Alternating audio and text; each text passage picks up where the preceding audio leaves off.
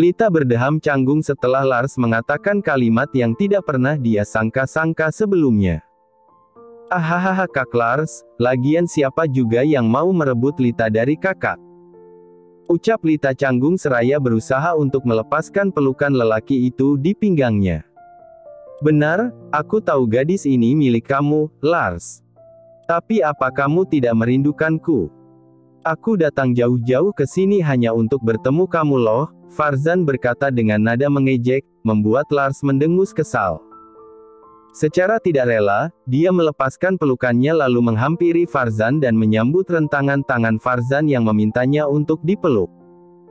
Wah, posesif sekali ya tuan muda Anderson ini, Farzan berbisik di telinga Lars dengan tangan yang menahan tubuh Lars dalam pelukannya. Jangan macam-macam, Farzan. Jika sampai Lita curiga, kamu yang akan kusalahkan. Ancam Lars lalu melepas pelukannya. Farzan tersenyum, ya Tuhan, lama sekali ya kita tidak bertemu, Lars. Bagaimana kalau setelah ini kita bermain berdua? Mumpung aku sedang mendapat cuti kerjaku sebagai idola. Lars melirik ke arah Lita, Lita ikut akak bidadari saja. Kalau boleh Lita main sama Farzan, ya. Lita yang mendapat tatapan permintaan izin dari Farzan sedikit gelagapan sebelum mengangguk ragu. Boleh, Lita izinin Kak Lars kok buat main sama Kak Farzan, tapi kalian berdua beneran saling kenalkan. Mata Lita menyipit curiga. Mau Farzan itu sebagai idola atau orang terkenal sekalipun, dia harus tetap curiga jika meninggalkan Lars hanya berdua dengan pria itu. Karena Lars kan memiliki kekurangan dan Lita takut jika nanti Lars kenapa-kenapa karena dia titipkan pada Farzan. Farzan yang segera paham itu pun langsung mengeluarkan ponselnya untuk memperlihatkan pada Lita. Foto dirinya dengan Lars yang tengah saling merangkul, foto itu terlihat lebih muda dari Lars sekarang, dan Lita menebak jika di foto itu Lars masihlah menjadi lelaki yang waras. Kamu tidak perlu khawatir aku menipu. Aku telah bersama Lars cukup lama bahkan sejak sebelum dia mengalami kecelakaan yang membuatnya menjadi seperti ini. Dan foto ini adalah buktinya, Farzan menjelaskan. Lita mengangguk, berarti benar dugaannya tadi saat melihat foto ini pertama kali, baiklah, maaf karena sempat curiga padamu. Karena kamu tahu sendiri kan keadaan Lars bagaimana, aku hanya tidak mau mengambil risiko yang nantinya membuat Lars kenapa-kenapa. Kalau begitu aku titip Lars padamu ya Kak, kebetulan sekali karena aku akan ada jadwal kelas. Aku titip sebentar jika kamu tidak keberatan Kak. Farzan mengernyit kecil, oh kamu masih kuliah. Aku kira kamu sudah lulus dan bekerja. Soal menitip Lars, tidak masalah. Serahkan saja dia padaku, kamu juga tidak apa-apa. Lars akan aman bersama denganku. Terima kasih ya Kak, aku merasa sangat terbantu sekali, ujar Lita dengan tulus. Dan Lars berkali-kali mencoba mengusir rasa tidak nyamannya ketika mendapati tatapan mata Lita pada sahabatnya Farzan terlihat berbinar. Boleh Lars akui memang jika Farzan adalah idola yang memiliki wajah tampan, bahkan penggemarnya pun banyak. Tidak menutup kemungkinan jika Lita juga merupakan salah satu dari penggemar Farzan, dan pemikiran itulah yang membuat Lars merasa sangat terganggu. Kenapa Lita menatap seperti itu sih ke arah Farzan? Apakah jika aku menjadi lelaki normal juga seperti Farzan, maka Lita akan menatapku seperti dia menatap kagum Farzan? Batin Lars bertanya-tanya tanpa sadar wajahnya tertekuk sebal. Farzan yang ada di sampingnya sebisa mungkin menahan tawa saat melihat perubahan raut wajah Lars. Salah sendiri terus bermain-main, nah sekarang rasakan kecemburuan kamu ya Lars, haha. Batin Farzan tersenyum jahat. Lars menghela napas, menatap malas pada Farzan yang sekarang tengah tiduran di atas sofa miliknya. Oke sebelum kamu bertanya, aku tahu dari mana alamat apartemen kamu ini, maka aku akan menjawabnya lebih dulu. Siapa lagi yang memberitahu selain asistenmu yang lumayan lebih berpihak ke arahku? Farzan tersenyum miring. Si pengkhianat itu. Mungkin aku harus menyarankan papa untuk memecatnya jika nanti dia sudah punya penggantinya, ujar Lars dengan dengusan kasar. 2 kali Raka sudah membocorkan sesuatu yang dia pinta untuk dirahasiakan dari Farzan. Yah, lakukan saja nanti biar aku yang mengangkutnya sebagai sekretaris baru. Dia cukup berbakat di bidang itu kan? Dan sangat multitasking, bisa menjadi mata-mata juga untuk tuannya, sindir Farzan pada Lars. Ngomong-ngomong, kamu enggak mau ngasih tamu kamu ini minum apa? Kamu bisa mengambilnya sendiri kan? Balas Lars dengan datar, bukan tanpa alasan dia berkata seperti itu karena Farzan bahkan tadi sudah lebih dulu mengambil minuman soda milik Lita di lemari es. Telak, Farzan tertawa mendengarnya. Lita itu. Dia beneran istrimu, Lars? Pertanyaan tiba-tiba dari Farzan membuat Lars langsung menoleh ke arah pria itu, menatap bingung karena pertanyaan tersebut. Kenapa tanya begitu? Mesti ku perlihatkan cincin dan surat nikah kami berdua. Tidak perlu, hanya saja aku ragu jika kalian berdua menikah. Ya, secara barusan aku melihat penampilan Lita, dia jauh sekali dari kriteria cewek idamanmu dulu. Penampilannya bahkan tidak modis seperti wanita terakhir yang putus denganmu. Siapa namanya ya? Roseanne bukan? Wajah Lars berubah datar saat mendengar nama Roseanne disebutkan. Aku dan Lita itu dijodohkan, jadi dia bisa dibilang bukan jodoh yang aku pilih sendiri, jawab Lars mengabaikan nama mantan terbrengsek sekaligus yang paling buat dia sudah move on tersebut. Itu bukan alasan, Lars. Kamu bahkan bisa menolak seperti calon-calon yang sebelumnya. Tapi kenapa yang kali ini tidak kamu tolak? Bahkan kalian sampai melanjutkan ke jenjang yang lebih serius, yaitu pernikahan. Perkataan itu membuat Lars terdiam. Dia baru menyadari jika daya tarik Lita ternyata sebesar itu sampai-sampai dia bahkan tidak berontak seperti biasanya untuk menolak perjodohan. Dia berbeda, Farzan. Dia gadis yang unik. Sekelas mantanku yang lain saja kalah dengannya. Sudah kuduga sih, dia memang terlihat bukan seperti gadis kebanyakan. Dia lebih sederhana dan penampilannya tadi saat akan berangkat ke kampus benar-benar membuatku terkejut. Sesuka itu ya dia dengan baju berwarna gelap? Tanya Farzan karena melihat Lita yang berangkat dengan mengenakan pakaian gelap dan monokrom. Ya, hampir satu lemari semua bajunya berwarna hitam, putih, abu-abu, dan biru tua. Warna pastel satu-satunya yang dia punya hanyalah baju dress yang waktu itu dipakai untuk acara pertunangan, dan itu pun dominan putih, Lars bercerita. Lalu dia berangkat naik apa? Kamu tidak meminta salah satu supirmu untuk mengantarnya. Kamu akan terkejut mendengar ini, Farzan. Dia mengendarai motor sendiri, bukan motor biasa tapi motor besar yang sering kita lihat saat dulu mengikuti balap mobil. Serius. Jangan bilang jika dia juga pernah ikut balapan. Bukan pernah lagi, tapi balapan mungkin sudah menjadi makanannya sehari-hari. Dan karena daya tariknya itu, aku tidak bisa melewatkannya seperti gadis-gadis sebelumnya. Tapi kenapa kamu tetap mengujinya dengan berpura-pura idiot seperti ini? Mau sampai kapan? Lars menghela napas mendengar itu, banyak tanya juga ya kamu. Untuk sampai kapan aku akan berpura-pura itu tergantung Lita sendiri. Lu akan kemana abis ini, Lita? Tanya Gita dengan menyuap nugget yang dipesannya. Siang ini setelah kelas selama hampir 4 jam yang membosankan, Gita memutuskan untuk mengajak Lita ke kantin fakultas untuk memakan nasi nugget yang sedang ramai dibicarakan oleh mahasiswa fakultas hukum yang kata mereka itu makanan enak namun tidak menguras kantong. Hah? Kenapa memangnya? Lu mah ditanya tuh malah suka balik tanya. Jawab aja kenapa sih, Gita mendengus. Ya enggak kemana-mana sih, emang mau kemana lagi? Paling pulang, jawab Lita dengan santainya seraya menyuapkan nasi ke dalam mulutnya kembali. Benar yang dibilang mahasiswa di sini. Nasi nugget dengan sambal geprek khas ibu kantin memang lezat, Lita yang memang pencinta makanan pedas bahkan sampai tidak berhenti mengunyah makanannya.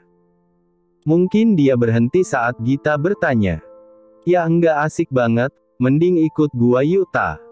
Kita bakal datang ke arena balap lagi. Lu udah lama kan enggak turun?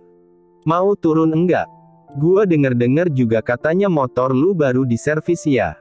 Tahu dari mana? Lah lu kan cerita ke si Raven. Terus si mulut ember itu bilang-bilang deh sama kita semua. Jadi gimana ta? Mau turun ke arena enggak? Udah lama juga kan? Tanya Gita yang sebenarnya agak memaksa dalam kalimatnya agar Lita mau ikut bersamanya pergi ke arena balap. Lita terlihat terdiam sesaat, namun mulutnya masih mengunyah hingga tiba-tiba gerakan kepala gadis itu yang mengangguk membuat Gita hampir meloloskan teriakan senangnya. Boleh deh, kayaknya gua juga mau jajal ini motor. Udah diservis dan ditambah fitur baru juga. Gua baru coba fitur kecepatannya doang, sayang kan kalau enggak gua coba yang lain. Lagian gua penasaran sama jasa yang Aldo kasih buat motor gua dengan gua yang mempertaruhkan diri menikah sama Lars. Senyum Gita mengembang dengan lebar, nah gitu dong. Tapi omong-omong, soal Lars. Sebelumnya aku pernah bertanya kan sama kamu, Lita. Kenapa kamu mau menikah dengan Lars bahkan setelah kamu tahu fakta kalau Lars itu anak idiot? Apa kamu enggak malu sama sekali? Gita bertanya dengan hati-hati, takut jika pertanyaannya itu membuat Lita marah ataupun sedih. Lita yang mendapat pertanyaan cukup mengejutkan itu terdiam beberapa saat sebelum menghela napas berat, gua enggak malu sama sekali kok, Git. Anak kaya Lars itu istimewa, Tuhan pasti sangat sayang sama Lars sampai-sampai membuat Lars seperti ini saat tinggal di bumi. Gua enggak masalah sama sekali, Git. Lars lucu. Gua berasa main sama adik kecil kalau lagi sama Lars. Tapi Lit, mau bagaimanapun juga dia itu adalah suami lu. Orang yang harusnya nuntun lu ke jalan yang bener kan. Tapi kalau Lars sendiri saja kayak gitu, gimana dia mau nuntun lu ke jalan yang bener? Kayak gitu maksud lu yang kayak gimana, Git? Lita mengernyit tidak suka mendengar. Maaf Lita, demi apapun gua enggak niat buat ngehina suami lu. Cuma lu tahu juga kan kalau kondisi suami lu enggak memungkinkan buat mimpin lu sebagai kepala keluarga. Lita menghela napas berat, kalau soal dia yang idiot, lu enggak perlu khawatir, Git. Bunda Rani bilang kalau Lars masih bisa kembali ke semula. Lu tahu Git, Lars dulu sebenarnya tidak idiot. Dia seperti lelaki pada umumnya, tampan dan kaya, bahkan banyak gadis yang berjejer untuk dirinya. Namun karena sebuah kecelakaan naas, dia jadi berubah idiot dan Bunda Rani bilang Lars masih bisa sembuh, aku hanya perlu sabar dan selalu berada di sisinya. Seriusan mertua kamu bilang gitu, Lit? Tanya Gita menatap tidak percaya. Ini benar-benar fakta baru baginya karena awalnya dia mengira jika suami Lita itu mengalami idiot sejak dia lahir. Iya, buat apa gua mengada-ngada kalau Bunda Rani sendiri yang bilang tentang hal ini, jawab Lita dengan merotasi bola matanya malas. Ya udah bagus kalau gitu, aku jadi tidak perlu terlalu mengkhawatirkan kamu bagaimana ke depannya karena menikah dengan orang idiot, jawab Gita dengan helaan napas lega. Namun Lita yang mendengarnya malah terdiam, dengan tangan yang memainkan sendok di piringnya. Tatapan mata gadis itu terlihat sendu yang sontak membuat Gita melayangkan pertanyaan dengan nada khawatirnya. Ada apa? Kenapa lu kayak kelihatan sedih gitu? Sebenarnya gua seneng aja kalau Kak Lars kembali normal, karena dengan itu dia enggak diremehkan dan dipandang sebelah mata, tapi yang gua takutin kalau nanti setelah dia sembuh dari idiotnya, dia bakal ngelupain gua dan mungkin gua sama dia bakal cerai. Lita tanpa sadar menunduk sedih setelah mengatakan hal itu. Gita yang mendengar itu lantas mengerjap pelan, tunggu. Jangan bilang kalau lu udah mulai jatuh cinta sama Lars. Kenapa lu kayak sedih gitu kalau semisalnya Lars kembali normal dan dia bakal cerai sama lu? Lita terkejut saat Gita dengan tiba-tiba bertanya seperti itu padanya. Gaku sama gua, Lita. Lu udah ada perasaan kan sama Lars? Kembali Gita melayangkan pertanyaan tersebut kepada Lita. Dan Lita hanya bisa bungkam, bingung mau menjawab apa pertanyaan dari Gita. Aku cinta sama Kak Lars. Apakah perasaan nyaman saat bersama seseorang itu juga bisa diartikan sebagai rasa cinta? Setelah kepulangan Farzan, Lars hanya berdiam diri di apartemennya dengan tab di tangan. Memantau grafik perkembangan penjualan produk pakaian dan investasinya di perusahaan model yang baru dibangun. Sepertinya aku sudah lumayan lama bekerja. Jam berapa sekarang ya? Lars bergumam, dia mengecek jam yang ada di ponselnya. Angka di ponsel sudah menunjukkan pukul 2:30 sore. Dan seharusnya saat ini Lita sudah pulang kan? Mengingat jika gadis itu bilang hanya akan sebentar saja ke kampusnya. Tapi sampai saat ini dia belum juga kembali padahal Farzan sudah pulang 30 menit yang lalu. Kemana gadis itu? Kenapa dia belum pulang juga? Monolog Lars bertanya-tanya. Lars berniat untuk menelepon Lita, namun baru setengah jalan dia teringat jika tidak memiliki nomor gadisnya itu dan juga dia kan sedang dalam penyamaran sebagai orang idiot. Jika dia menelepon Lita, apa gadis itu tidak akan terkejut karena Lars menelpon sendiri? Jadilah Lars hanya menghela napas kasar, menyenderkan tubuhnya di sofa ruang tamu. Namun dia masih merasa khawatir, jadilah dia bangkit dan meraih hoodie hitam miliknya dan memakainya. Tidak lupa topi dan kacamata untuk penyamarannya. Kirim alamat kampus Lita sekarang, Raka. Aku membutuhkannya. Lars berujar memerintah, telepon dalam genggaman tangannya mengerat. Raka yang sedang bekerja dan mendapat telepon yang mengganggunya hendak marah. Namun saat mendengar nada bicara Lars yang memerintah dan seakan tidak ingin perintahnya itu dibantah. Baik, akan saya kirim alamatnya ke nomor Anda. Dan Lars langsung memutus panggilannya secara sepihak. Dia menunggu pesan masuk dari Raka hingga beberapa menit kemudian, alamat yang dia pinta pun diberikan. Lars langsung saja pergi ke kampus yang sudah diberikan alamatnya oleh Raka. Lars mengedarkan pandangannya saat sudah sampai di kampus Lita yang sebenarnya terlihat sangat luas dan ada kemungkinan jika dia tidak akan bisa menemukan Lita. Namun entah ini hari keberuntungannya, dia langsung menemukan Lita yang tengah menuju motornya bersama dengan satu gadis lain yang Lars tahu gadis itu datang ke acara pernikahannya. Mau kemana dia dengan sahabatnya itu? Apa dia lupa kalau aku menunggunya di rumah? Lars tanpa sadar mendengus, dia bersembunyi di balik mobil seseorang dan saat motor yang dinaiki Lita jalan, Lars buru-buru menuju mobilnya dan mengikuti motor Lita dari arah belakang dengan jarak yang cukup jauh agar Lita tidak curiga. Dia mau kemana sih sebenarnya? Kenapa malah masuk ke kawasan yang biasanya banyak orang balapan? Lars bermonolog bingung, namun dia tetap melakukan mobilnya mengikuti motor Lita yang akhirnya berhenti. Lars juga ikut berhenti, namun dia tidak ikut turun dari mobilnya. Dia memata-matai istrinya dari dalam mobil. Lita, sayangku, akhirnya kamu mau turun juga setelah 2 minggu lebih vakum balapan. Raven melihat sahabatnya datang dengan Gita itu langsung saja berhambur untuk memeluk Lita. Lars yang melihatnya melotot, dia mengepalkan tangannya di dashboard mobil. Berani sekali dia memeluk istriku. Geram Lars, namun dia masih bisa mengendalikan dirinya dan masih pada posisinya sebagai mata-mata. Mana ada vakum cuma 2 minggu. Alay lumah, Van. Dah bilang sama gua sekarang siapa lawan gua? Tanya Lita dengan sunggingan senyum sombongnya. Lagi-lagi Lars dibuat terkejut dengan apa yang diucapkan Lita, jadi dia kesini karena mau balapan. Lars buru-buru keluar dari mobil dan mengikuti Lita saat gadis itu sudah berjalan kembali menuju tempat balapannya saat sudah tahu jika orang yang akan menjadi lawannya. Di sisi lain, Lita merasa ada seseorang yang sedang memperhatikannya, Namun karena saat ini dia sedang fokus dengan pertandingan, dia pun menghiraukan itu. Dia mulai memakai helm miliknya, jantungnya berdetak kencang karena euforia balapan yang sudah lama tidak dia lakukan atraksi di jalanan.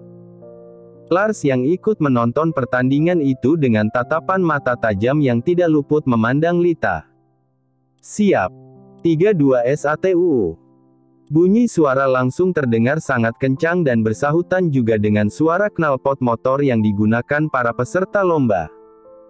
Lars memperhatikan Lita dalam diam ketika gadisnya tertinggal cukup jauh dari para peserta lainnya, namun Lita tidak panik. Dia tetap menjalankan motornya dengan sangat santai dan perlahan. Ada apa ini? Kenapa dia malah terlihat santai saja? Apa dia memang tidak mau menang? Padahal saat memboncengku waktu itu, dia melajukan motornya dengan sangat kencang bak seorang pembalap handal. Baru selesai Lars berkata, dengan secepat kilat Lita langsung menjalankan motornya, menyalip satu persatu saingannya. Hingga kini dia memimpin balapannya. Lars yang menonton tidak bisa untuk tidak berdecak kagum melihat kehebatan Lita dalam mengendarai motor. Namun saat ia mengedarkan pandangannya ke sekeliling, dia langsung merubah rautnya menjadi datar. Banyak laki-laki yang menatap kagum ke arah Lita bahkan terang-terangan memuji Lita yang notabene-nya adalah istri orang. Tidak tahu saja mereka jika yang mereka puji-puji itu adalah istriku. Awas saja jika aku sudah tidak berpura-pura lagi, maka aku tidak akan mau membiarkan Lita berkeliaran dengan motornya. Gumam Lars. Gua kira kemampuan lu udah berkurang, taunya makin bertambah, mana kecepatan motor lu juga makin gila aja. Servis di mana sih lu? Raven menepuk pundak Lita. Di arena balap ini hanya ada Gita dan Raven saja, memang, Alaska sedang tidak hadir karena ada urusan keluarga katanya. Lu tahu Aldo? Gua servis di dia, jawab Lita seraya tersenyum bangga dengan perubahan motornya. Gila sih. Kayaknya gua juga harus servis motor di sana. BTW. Makan-makan kuy, mumpung masih sore juga, ajak Raven lagi. Ayoklah, ngikut. Yang bayar Lita ya. Dia kan baru menang balapan, ujar Gita. Boleh aja, tapi sekarang jam berapa emang? Tanya Lita. Jam 4:30. Dan setelah mendengar itu, mata Lita melotot, dia terkejut dan otomatis terlihat panik. Dia melupakan sesuatu. Lu kenapa, Ada yang lu lupain ya? Kak Lars. Gua lupa gua udah ninggalin dia lama banget, sorry guys kayaknya hari ini enggak jadi makan-makannya. Kalau ditunda besok ajak boleh enggak? Gua udah ninggalin Kak Lars lama banget, gua khawatir dia kenapa-napa. Gita menghela napas mendengar itu, ya udah sama lu pulang. Beda ya yang udah nikah mah, sekarang khawatirnya sama suami. Maaf.